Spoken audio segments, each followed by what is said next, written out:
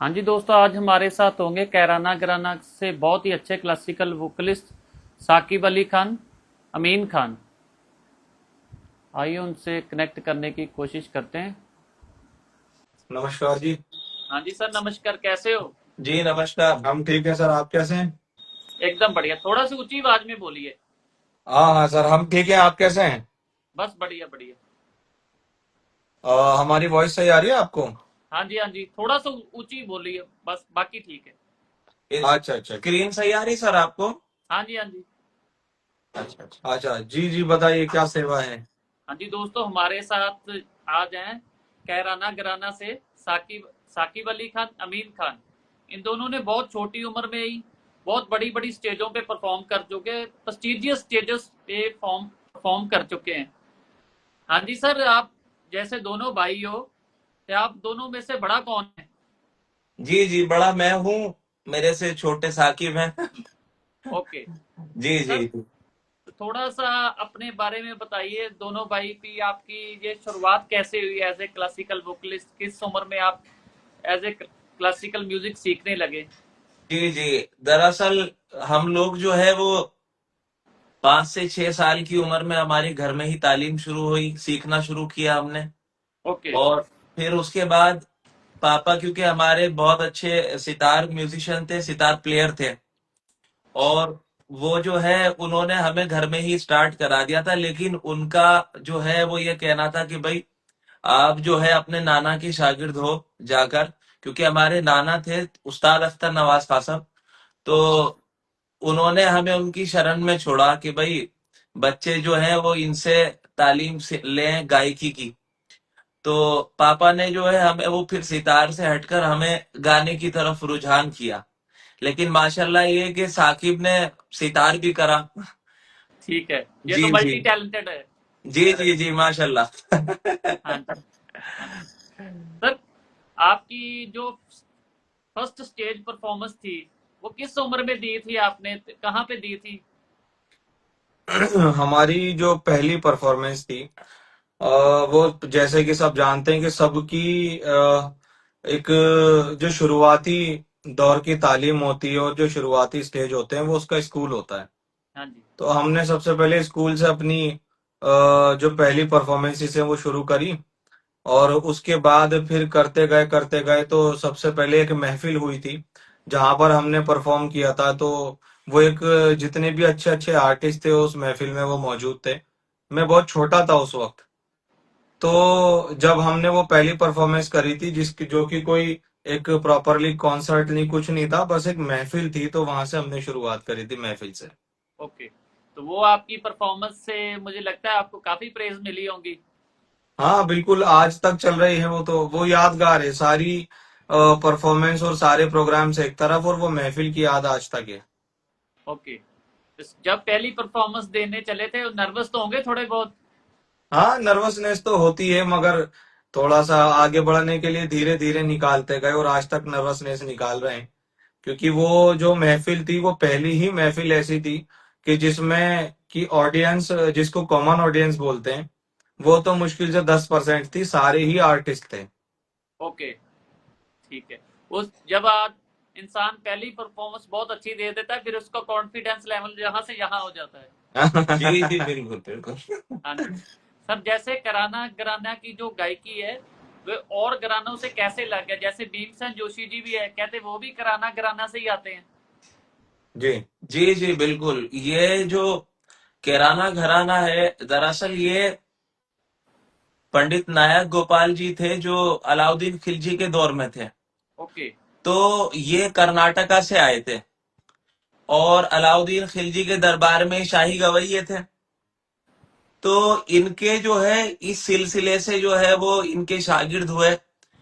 तो इनकी शागिर्दों की चेन चलते चलते वो किराने तक आई। और फिर किराने में इतनी आई कि वो फिर उस्ताद अब्दुल करीम खां साहब, उस्ताद अब्दुल वहीद खां साहब, इन्होंने जो है वो किराने को एकदम उभारा। लेकिन चेन जो चली है वो पीछे से ही चली है। हाँ जी। तो किराने घराने की और फिर दूसरी चीज ये है कि उस्ताद अब्दुल करीम खान साहब जो थे वो महाराष्ट्र में जाके, कर्नाटका साइड जाके बस गए थे। तो उन्होंने शिष्य बनाया पंडित सवाई गंधर्व जी को, और पंडित सवाई गंधर्व जी के शिष्य बने पंडित भीमसेन जी। वाह जी। हाँ जी। तो ये एक चेन जो है वो उस तरफ चली गई। लेकिन उस्ताद अब्दुल वहीद खान साहब जो है वो किराने में ही रहे। उन्होंने अपनी चेन जो है वो दिल्ली के अंदर और क्या बोलते हैं लाहौर साइड इस एरियो में जो है उन्होंने अपनी चेन चलाई। तो उस तक हम उस सिलसिले से हमारा शिजरा जाके जुड़ जाता है कि हमारे नाना का और उनके उस्ताद का वो जाके जो है खान साहब से जुड़ जाता है, वहीद खान साहब से। वाह जी। सर एक बहुत क्वेश्चन याद आया। जी। जब आपके नाना जी आपसे रियाज करवाते थे वो गुस्से भी होते थे? हाँ जी सर, बिल्कुल गुस्से। जो तालीम बिना गुस्से के हो वो तो बड़ी स्मूथ तालीम होती है और उसमें मजा नहीं होता। हाँ जी। तो वो एक बार जोगेश शमशी जी बता रहे थे ना, उस्ताद अल्लाह रखा जाकिर हुसैन जी के जो फादर उस्ताद अल्लाह जी रखा जी जी। खान जी, वो कहते मुझे घर बुलाकर वो 8-8 10-10 घंटे रियाज करवाते थे। बिल्कुल सही बात है। हाँ जब जी। हमारे नाना हमें रियाज कराते थे तो कुछ ऐसी चीजें थी जो मतलब एक बच्चा नहीं कर पाता, मुश्किल चीजें होती हैं, तो वो हमें करवा रहे हैं और हम इस तरह से कर रहे हैं कि भाई वो नहीं हो रही, मगर एक सिर्फ एक तान चल रही है और उसको उन्होंने पिछले 3 घंटे से रिपीट करा रखा है। वाह जी वाह। तो वो पक जाए। हाँ, तो जो हमारे और मतलब जो और फैमिलीज में थे कहने लगे भाई रहने दो अगर बच्चे से नहीं हो रही हाँ तो जी। उनकी तालीम इस तरह की थी कि भाई नहीं ऐसे कैसे नहीं हो रही, हाँ करने जी। वाली चीज है इसलिए होगी भी, आप रुक जाओ अभी ये होगी। 4 घंटे में जाकर वो एक जो बड़ी मुश्किल तान थी जिसे मुर्गियों वाली तान कहते हैं तो वो उन्होंने उस वक्त हमें बताई। तो वो बहुत ज्यादा हम जानते हैं कि हमने कितनी डांट सुनी थी। हाँ जी। सर कुछ सुनाइए भी हमें अपनी पसंद का। साबिर हुसैन जी का नीचे से कमेंट आया। अच्छा अच्छा। अच्छा अच्छा। तो मैं आपको सुनाता हूँ।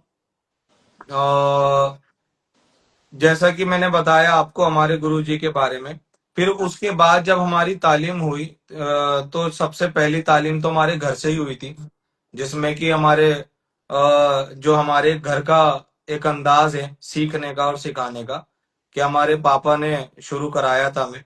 मेरे पापा बहुत ग्रेट सितारिस्ट थे, उस्ताद इंतजार अहमद खान साहब, जो कि डिसाइपल थे उस्ताद शाहिद परवेज जी के, और वाह जी। दिल्ली घराने के भी शागिर्द थे।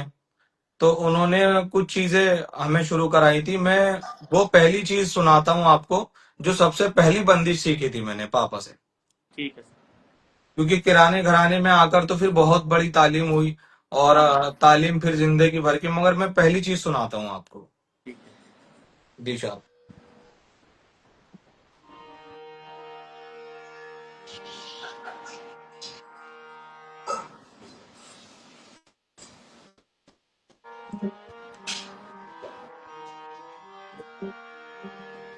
वाह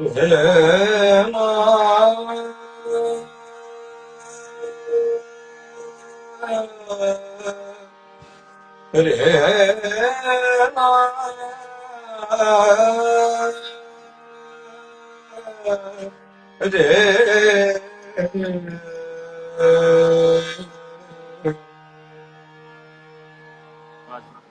ये राग तो सुबह का है बट मैं 2 लाइन सुना रहा हूँ आपको, पहली की ओके। वजह है। ठीक है। रे रे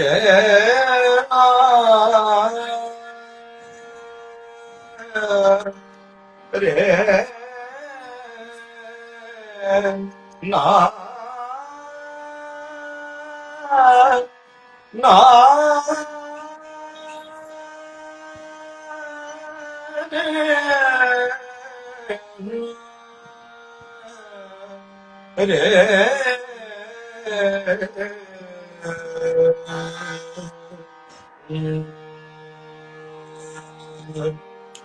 सुन दे मोरे मोरे दाता, सुन दे मोरी मोरे दाता, तुम बिन मोरी कौन खबर ले, सुन दे मोरी मोरे दाता, तुम बिन मोरी कौन खबर ले सुन दे मोरे मोरे दादा।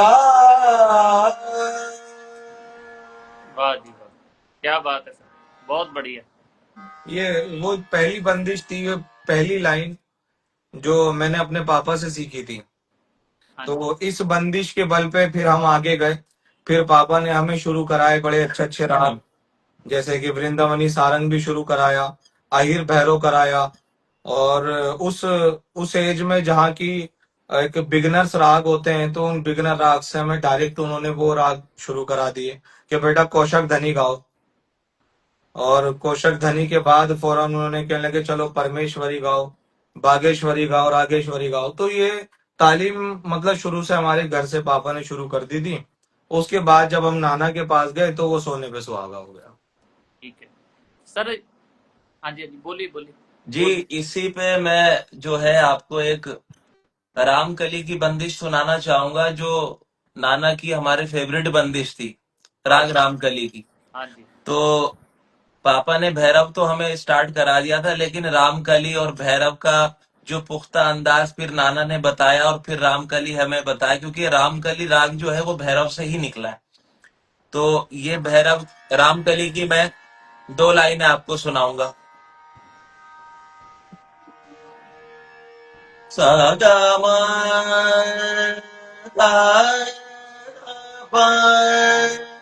मा पदनि दप मा गा मा रे सा। बंदिश के बोल हैं, रैन गई उठ उठ जागो पिहरवा, चिड़िया चोंचो लागी बोलन लागी कोयलिया।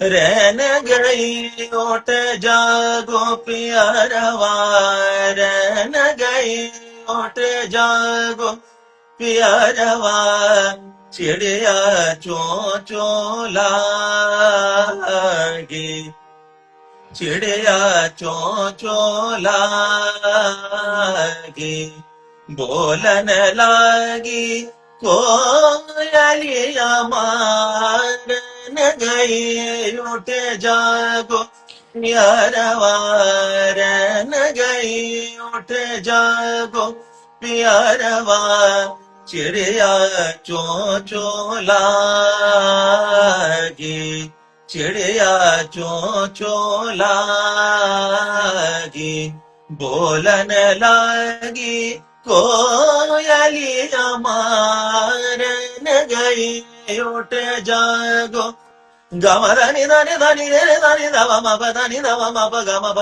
ग प म ग रे ध नि ध ग म प म ग म धनि ध नि ध प म प धनि नि ध प म प ग म प म म ग प म ग रे ध।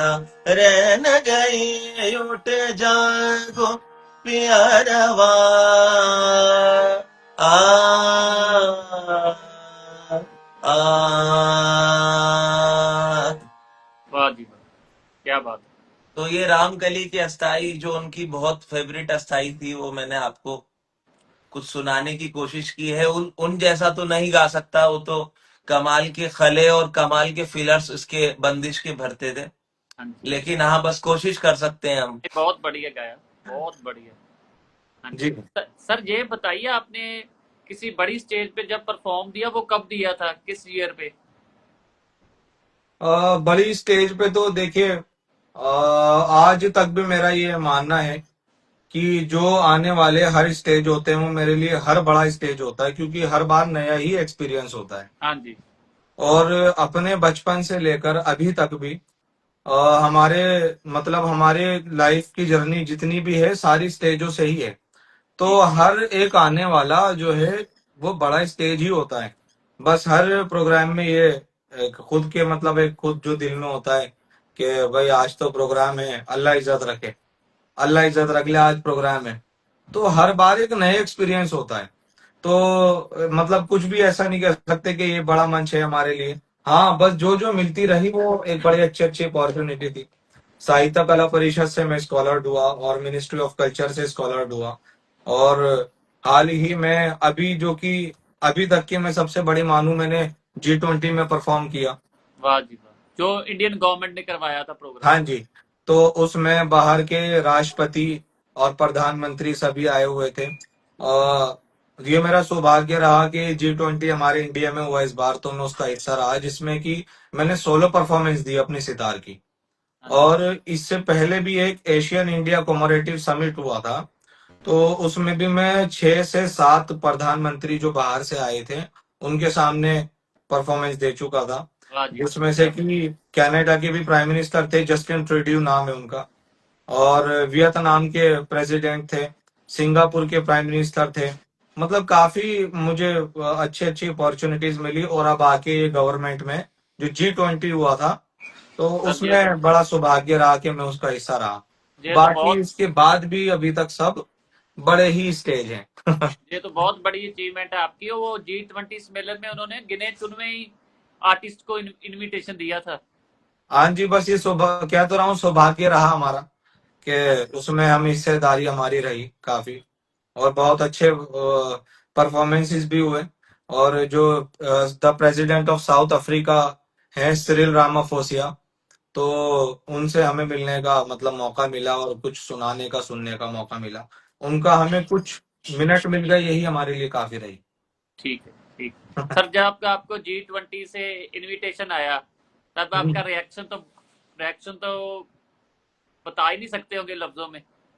हाँ, रिएक्शन तो हम वाकई नहीं बता सकते। एक्चुअली क्या है कि मतलब दुनिया भर में इधर से उधर प्रोग्राम तो बहुत होते रहते हैं, और रेगुलर ही चलते हैं। मगर जब कोई ऐसा प्रोग्राम आता है कि जो किसी प्राइम मिनिस्टर के लिए हो या प्रेसिडेंट के लिए हो, तो उससे खुशी होती है। मगर जब इस तरह का इनविटेशन आ जाए कि जो प्राइम मिनिस्टर और प्रेसिडेंट के लिए तो है, मगर वो भी इंटरनेशनली प्राइम मिनिस्टर प्रेसिडेंट्स के लिए है, वाह जी। तो उसकी खुशी और ज्यादा होती है। हाँ जी। तो खैर, हम तो बहुत खुश थे, और आज तक भी खुश हैं उस चीज से। वो तो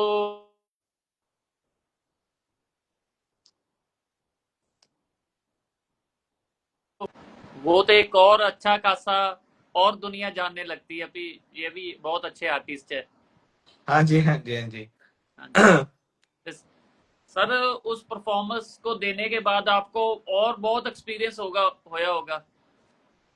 हाँ जी, परफॉर्मेंस को देने के बाद एक्सपीरियंस तो मतलब, जब भी हम कुछ परफॉर्म करते हैं तो वहां से उतरते ही एक नया तजुर्बा मिलता है हाँ जी। कि आज क्या अच्छा रहा और आज क्या कमी रही, क्योंकि हर अच्छाइयाँ हमेशा बढ़ती हैं और कमियां भी हमेशा रहती हैं।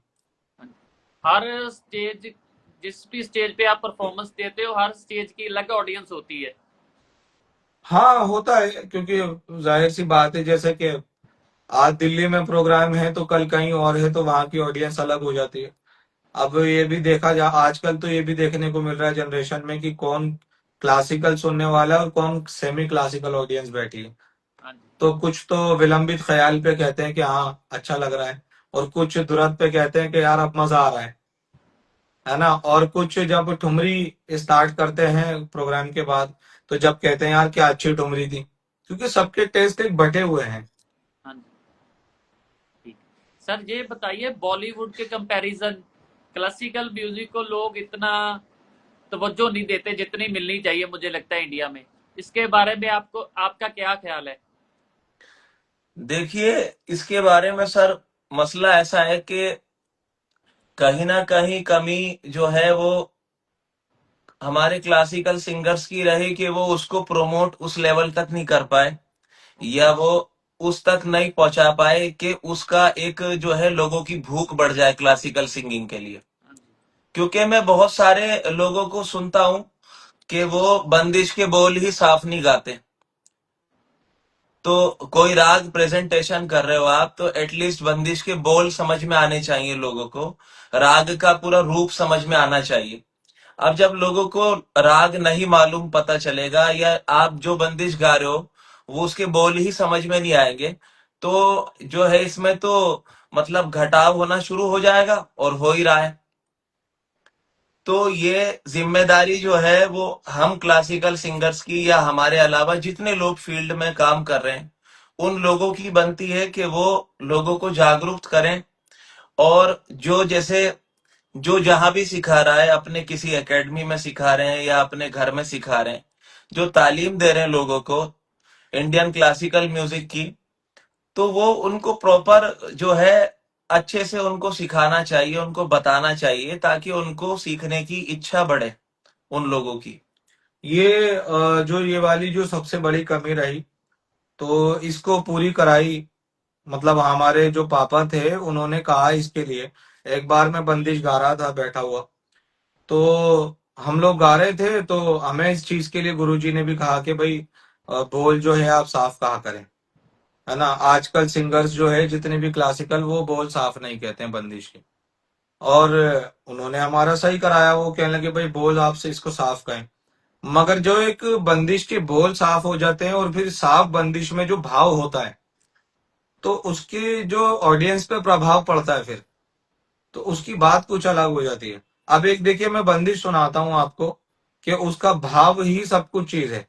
अब जैसे कि गाना है, गाने में तो जाहिर सी बात है सुर में ही गाना बजाना होगा, सुर के बिना तो गाना नहीं है।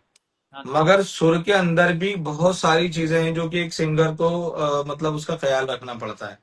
जैसे कि लिरिक्स हैं, जब लिरिक्स समझ आएंगे, जब जाकर कहीं बात बनेगी कि ऑडियंस तक हमारी जज्बात पहुंच रहे हैं, है ना।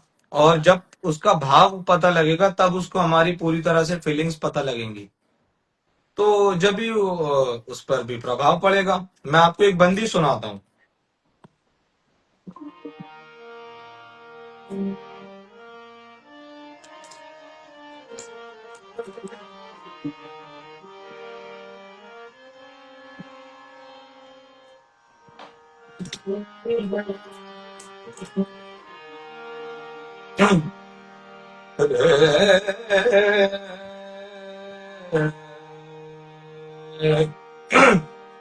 बल्कि मैं आपको खमाज की सुनाता हूँ, उसमें बड़ा अच्छा है।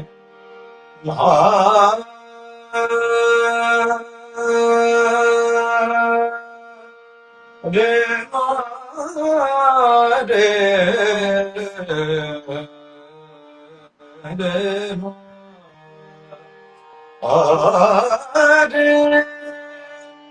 तेरे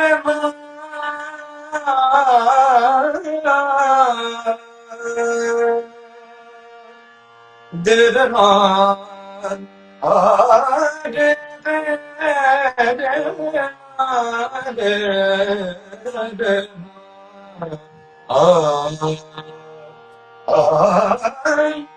काहे करत मुझसे, काहे करत मुझसे बारा जोरी डीत नगरवा, काहे करत मुझसे बारा जोरी डीत नगरवा, छोड़ो मोरी कलैया आज, छोड़ो मोरी कलैया आज, छोड़ो मोरी कलैया आज, न मारो ककड़िया,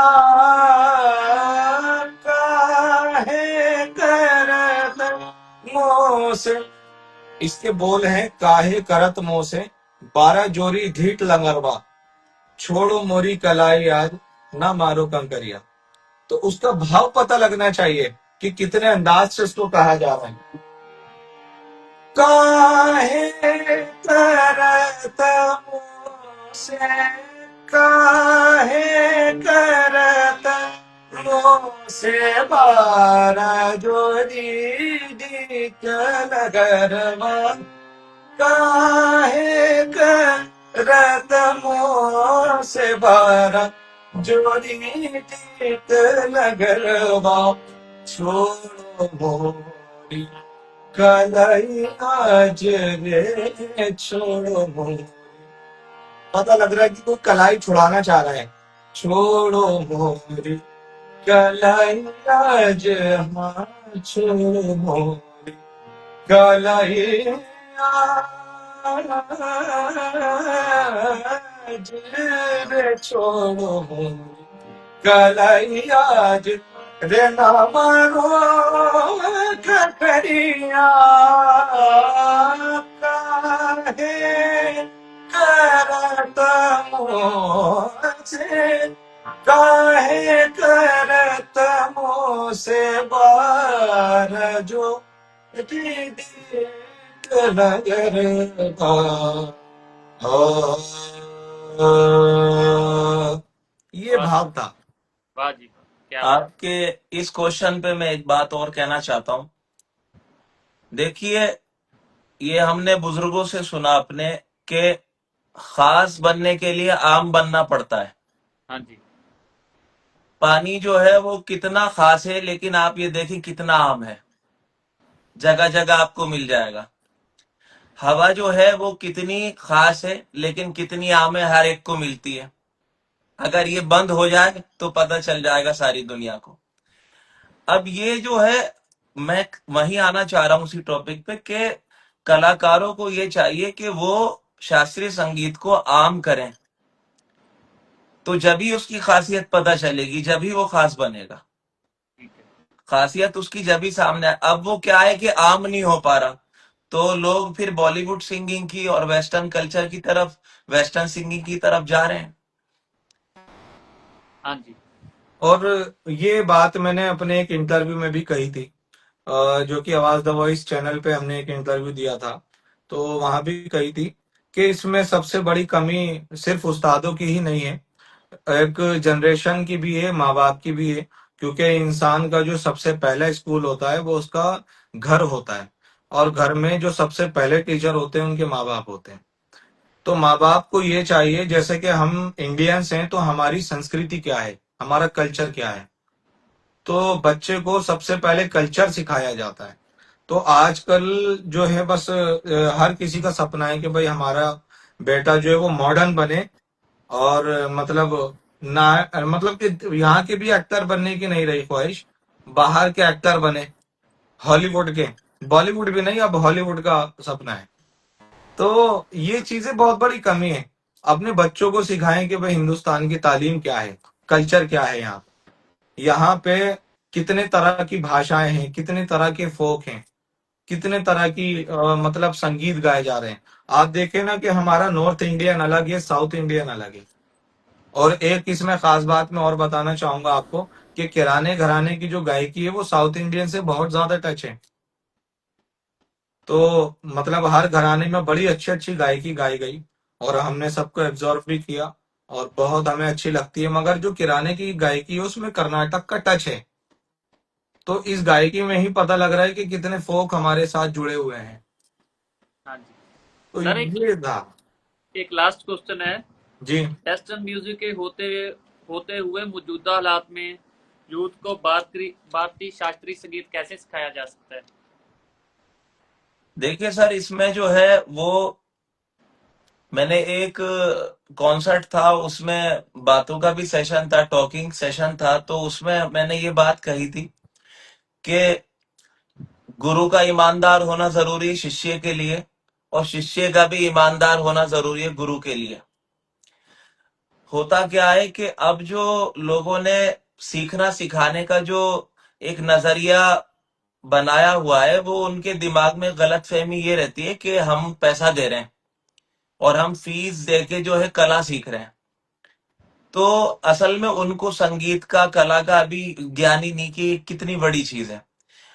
हमारे नाना और हमारे फादर जो है हमें एक बात कहते थे कि बेटा, कोई शिष्य जो है अपने गुरु को कुछ नहीं दे सकता, कभी वो उसका कर्जा नहीं उतार सकता, क्योंकि शिष्य जो है वो कितनी फीस दे देगा, वो फीस देने के बाद गुरु के लिए कितने दिन चल जाएगी, एक दिन, 2 दिन, एक महीना, लेकिन गुरु जो उसके बदले में उसको ज्ञान दे रहा है वो उससे कोई छीन नहीं सकता, और वो जिंदगी भर चलने वाला है, और वो उस ज्ञान के जरिए जो जिंदगी भर कमाएगा।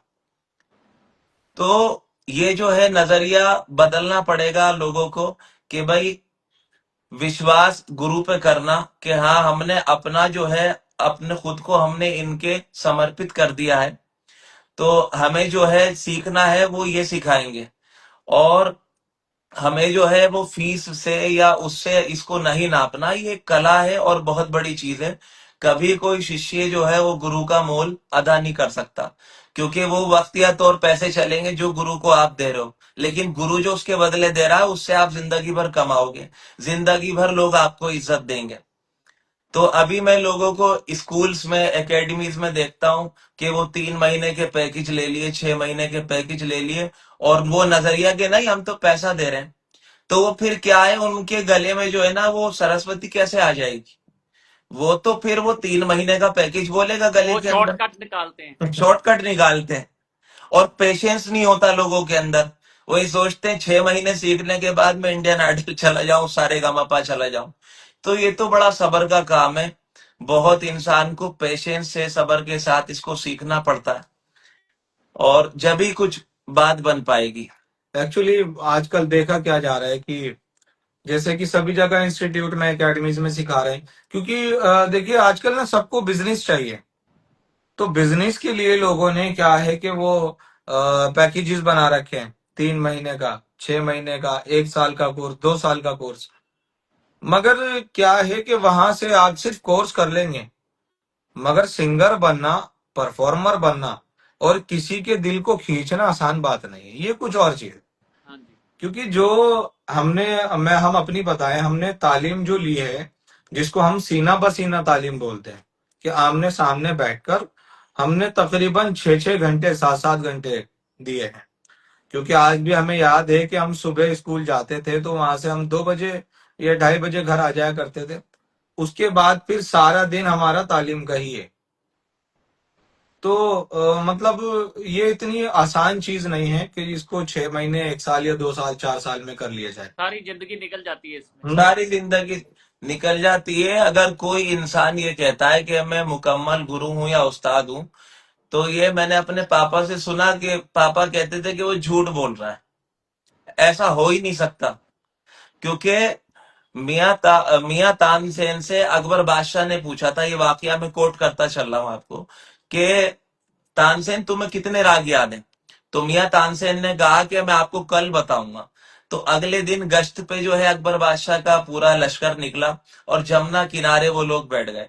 तो अकबर बादशाह ने कहा कि तानसेन, हमने तुमसे कल पूछा था कि तुम्हें कितने राग याद हैं, तो आपने कहा था कल बताऊंगा। कहने लगे जी जी बादशाह सलामत, मुझे याद आ गया, मैं आपको बताऊं। आप मियां तानसेन ने दरिया में उंगली डाली, जमुना में, और ऐसे निकाली तो एक बूंद टपकी। कहा, कहने लगे भाई इतना ही ज्ञान है मुझे, बाकी ये पूरा सागर पड़ा है, पूरा दरिया पड़ा है, मुझे कुछ नहीं आता। तो वाह। मियां तानसेन जब ये बात कह रहे हैं तो एक आम इंसान की तो कुछ भी औकात नहीं। हाँ जी, ये तो है। फिर आपके कहने का तत्पर है बीइंग हम्बल रहना हमेशा। बस बस बस बस बस, बिल्कुल बिल्कुल। वो हम्बल रहना एक्चुअली बहुत जरूरी है, क्योंकि ये काम बड़े अदब का है, बहुत ज्यादा।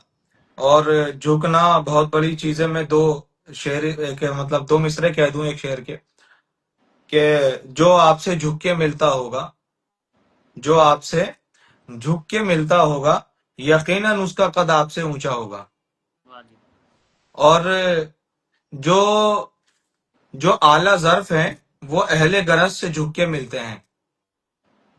जो आला ज़र्फ हैं, वो अहले गरज से झुक के मिलते हैं। जो आला ज़र्फ हैं, वो अहले गरज से झुक के मिलते हैं। सुराही निगो हो कर भर देती है पैमाना। तो ये तो बहुत बड़ी चीज है कि मतलब इसमें ही सब कुछ हम लोग चाहेंगे, कि आज की जनरेशन को हमारा मैसेज है कि बस अगर सीख रहे हैं तो इस तरह सीखें कि बस उसकी कोई सीमा ना हो। और हाँ जी। पेशेंस पेशेंस रखना जरूरी है। हाँ जी। जैसे जाकिर हुसैन जी कई बार कहते थे कितने बड़े उस्ताद है वो एक बार तो उन्होंने एक जर्नलिस्ट को टोक दिया, कहते मुझे उस्ताद क्यों बोल रहे हो, जाकर बोलो। जी जी बिल्कुल। जी बिल्कुल, क्योंकि तालीम कभी खत्म नहीं होती। अब हमारी आज जितनी एज है उसके हिसाब से जब पूरी जिंदगी निकल जाएगी काम करते करते, वो भी एक स्टूडेंट्स का ही हिस्सा है। हाँ जी। तालीम कभी खत्म नहीं होती। हाँ जी। तो सर एक मैसेज आया सादिया इकबाल खान जी का, कहते ठुमरी सुना दो बड़े गुलाम अली खान साहब जी प्रेम जोगन बन के। अच्छा अच्छा अच्छा अच्छा। चलिए मैं सुनाता हूँ, 2 लाइन उसकी भी सुना देता हूँ। हाँ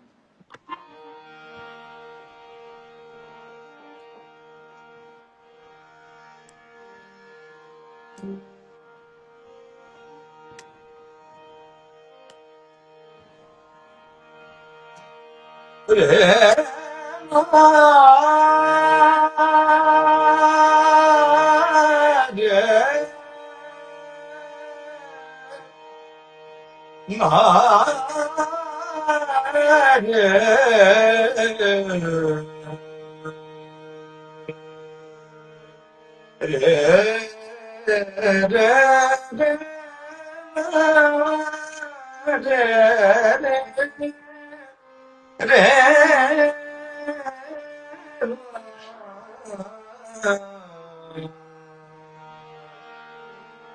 प्रेम जोगना बन के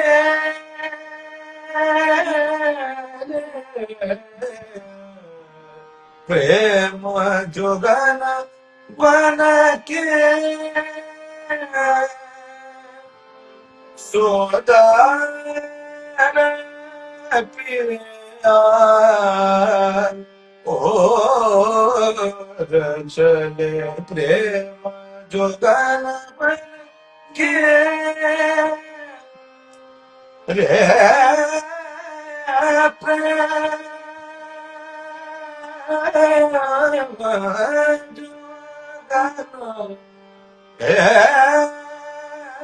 प्रेम जोगन प्रेम जोगन प्रेम जोगन बन के रे प्रेम जोगन रे सोदान पिया और चले प्रेम जोगन बन के। ये वो ठुमरी थी वाह जी वाह। जो सर फरमाइशी उस्ताद थी। बड़े गुलाम अली खान साहब जी को तो क्या ना, बहुत ही मुश्किल है, आपने इतने अच्छे से गाया, ये भी कोई छोटी बात नहीं है। अरे नहीं, ये तो सब हमारे गुरुओं की देन है, हमारा कुछ सब नहीं। बुजुर्गों की दुआएं हैं। और ये राग सोहिनी में है, मगर ये इसमें बहुत ज्यादा डिफिकल्ट जब हो जाता है क्योंकि इसके आजू बाजू राग खड़े हैं। राग पूरिया भी खड़ा है इसके पास, है ना, और राग मारवा भी खड़ा है। तो तीनों रागों के वजन अलग अलग है। ठीक, जैसे कि मैं वो भी डिफाइन कर दूं आपको।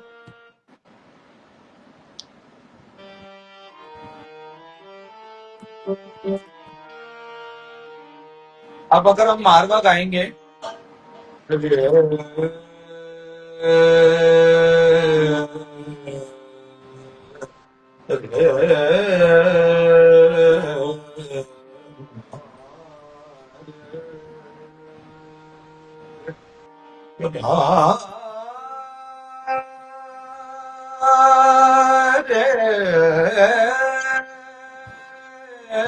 ना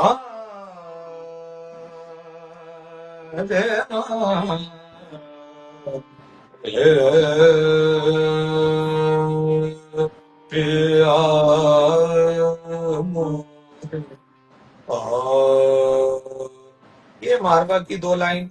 अब जो हम इसमें पूरिया जाएंगे तो पूरिया के लिए फिर हमें निषाद और मध्यम का प्रयोग मीड में करना पड़ेगा। मारवा के अंदर जो है वो एक बहुत खूबसूरत बंदिश है, गुरु बिन ज्ञान लेना पाऊं, बहुत मशहूर है। मन मूर्ख नी सोच सोच काहे पछता है। हाँ तो जी। थोड़ा सा वो हम पेश करेंगे। गुरु बिन ज्ञान लेना पाऊं, गुरु बिन ज्ञान लेना पाऊं, मन मूर्ख नी सोच सोच काहे पछताए, गुरु बिन ज्ञान लेना पाऊं, गुरु बिन ज्ञान लेना पाऊं, मन मूर्ख नी सोच सोच काहे पछताए, गुरु बिन ज्ञान लेना पाऊं, सतगुरु की संगत कर ले, ज्ञान से ऐसा गाता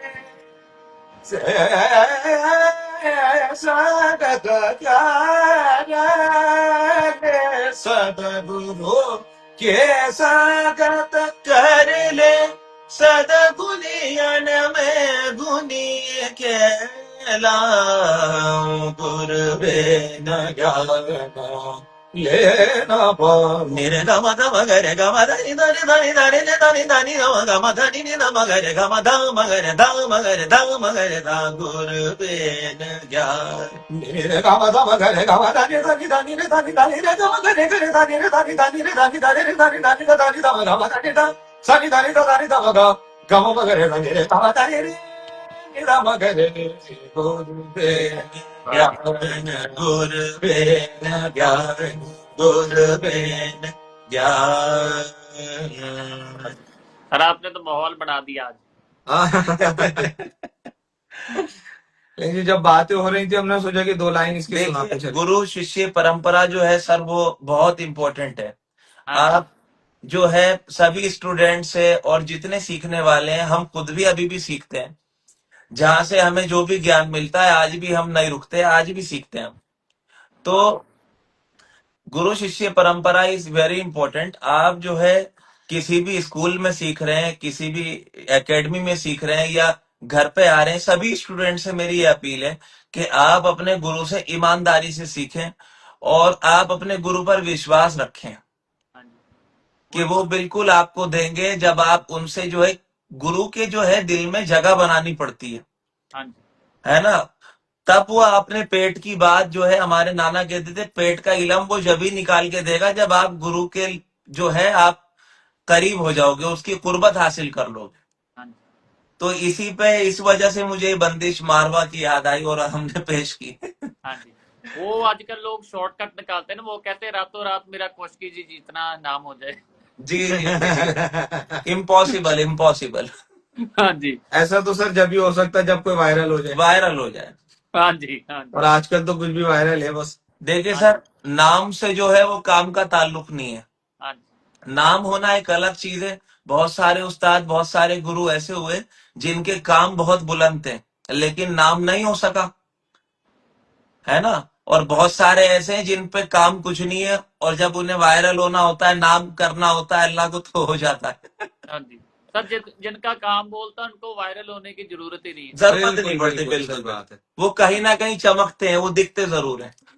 हाँ तो जी, बस यही है कि आजकल बस हमारा एक, मैं लास्ट बात कहूंगा कि मैसेज यही है कि जो मतलब कि सभी घर वाले हैं, एक बच्चे के माँ बाप हैं तो वो उसको थोड़ा सा अपने संस्कृति की तालीम दें कि भाई आपकी संस्कृति क्या है, और उसको देखकर एक अच्छे उस्ताद के पास छोड़ें कि भाई इनको अब हमें गुरु शिष्य परंपरा भी सिखानी है। आप देखिए ना, पहले स्कूल नहीं थे, एकेडमीज नहीं थी, कुछ भी नहीं था पहले तो, ठीक। पहले गुरु शिष्य परंपरा ही थी। हाँ जी, तो किसी गुरु के पास जाकर, जो कि पहले ऋषि मुनि भी हुआ करते थे, बड़े बड़े उस्ताद हुआ करते थे, उनके पास जाकर लोग छोड़ दिया करते थे कि भाई हमारे बच्चे को आपको कलाकार बनाना है।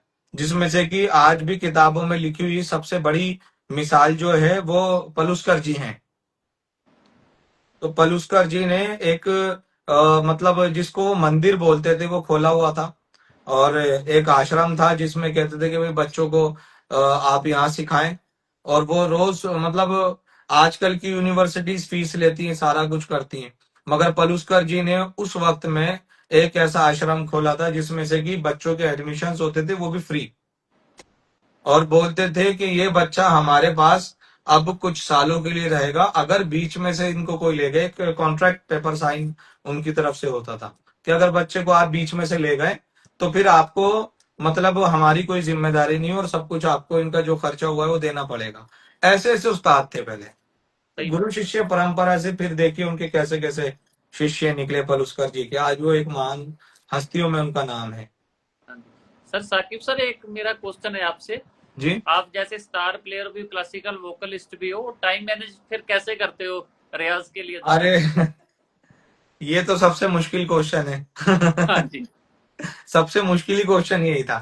हाँ जी, मैंने जो सितार सीखा वो मेरे पापा से, मतलब इतना टाइम निकाल कर सीखा कि जब मैं लेकर बैठा रहता था सितार, तो वो जब आते थे काम से फ्री होकर तो कुछ मुझे बता दिया, कुछ अंदाज बता दिए। क्योंकि राग की और रागदारी की तालीम तो हमारी नाना से चली रही थी, मगर उन्हें सिर्फ सितार का अंग मुझे बताना पड़ा, तो इसलिए ज्यादा जल्दी थोड़ा सा तो मैं नहीं कहूंगा, मगर कवर अप उसमें हुआ।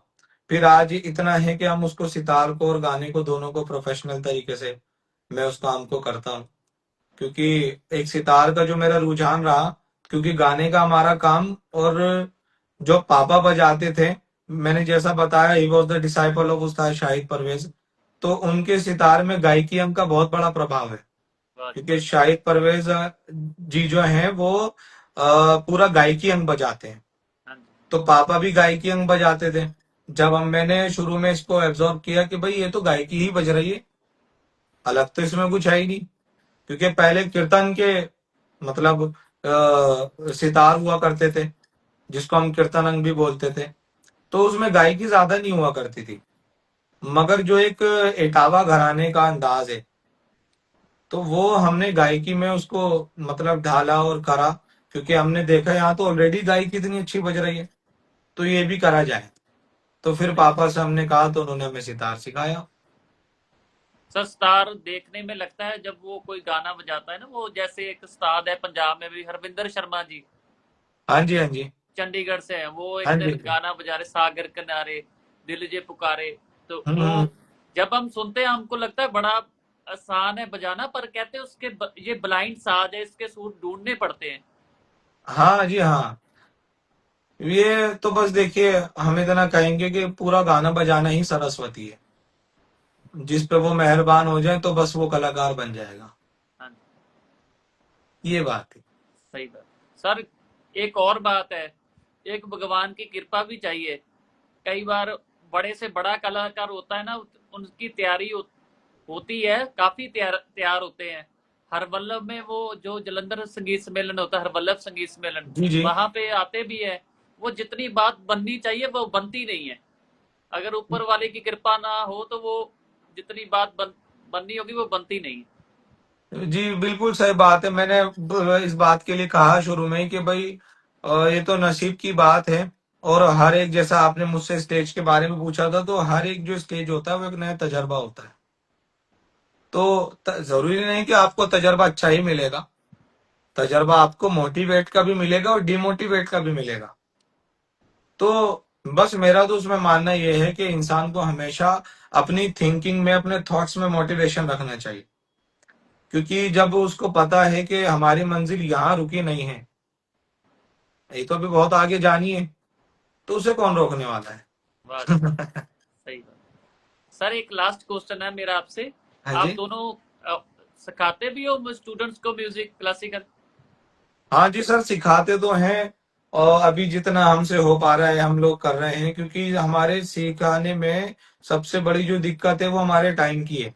हाँ जी, क्योंकि हम लोग, मतलब मैं अलग बिजी रहता हूँ और अमीन भाई भी बिजी रहते हैं। दोनों का स्केड्यूल बहुत ज्यादा टाइट रहता है। मगर जितना हो सकता है, जितने शिष्य हैं उनको सबको, मतलब हम संगीत की सेवा कर रहे हैं। हम सर अगर कोशिश कोई कर, आपसे आपसे सीखना चाहता है कैसे कांटेक्ट करे आपसे? भाई जैसे कि हम लोग इस आपके चैनल के माध्यम से यहाँ पर लाइव है, तो आजकल तो किसी तक पहुंचने के लिए बहुत ज्यादा जरिए बन चुके हैं। तो मतलब ये कोई इतनी बड़ी डील नहीं है। अब तो फेसबुक है, इंस्टाग्राम है, और कहीं ना कहीं से सबके नंबर मिल ही जाते हैं। हाँ जी, आजकल तो मतलब सेलिब्रिटीज बड़े बड़े, उनके नंबर मिल जाते उनके हैं। नंबर मिल जाते हैं, तो मतलब इतना मुश्किल नहीं है, बस एक तालीम हासिल करने का एक वो जुनून होना चाहिए। तो वो हमारे पास तो क्या, वो बहुत बड़े पद्मश्री, पद्म विभूषण सबके पास पहुंच जाएंगे। वाह जी वाह, क्या बात है। हाँ जी, दोस्तों ये हमारे साथ थे साकिब खान, साकिब अली खान और अमीन खान। बहुत ही छोटी उम्र में इन्होंने बहुत ही बड़ी बड़ी स्टेजेस पे गा चुके हैं। उम्मीद करते हैं आपको आज की कन्वर्सेशन से बहुत कुछ सीखने को मिला होगा।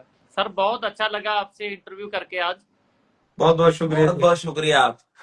हाँ जी, थैंक यू फिर सर। ओके जी, बहुत बहुत शुक्रिया। बहुत बहुत शुक्रिया।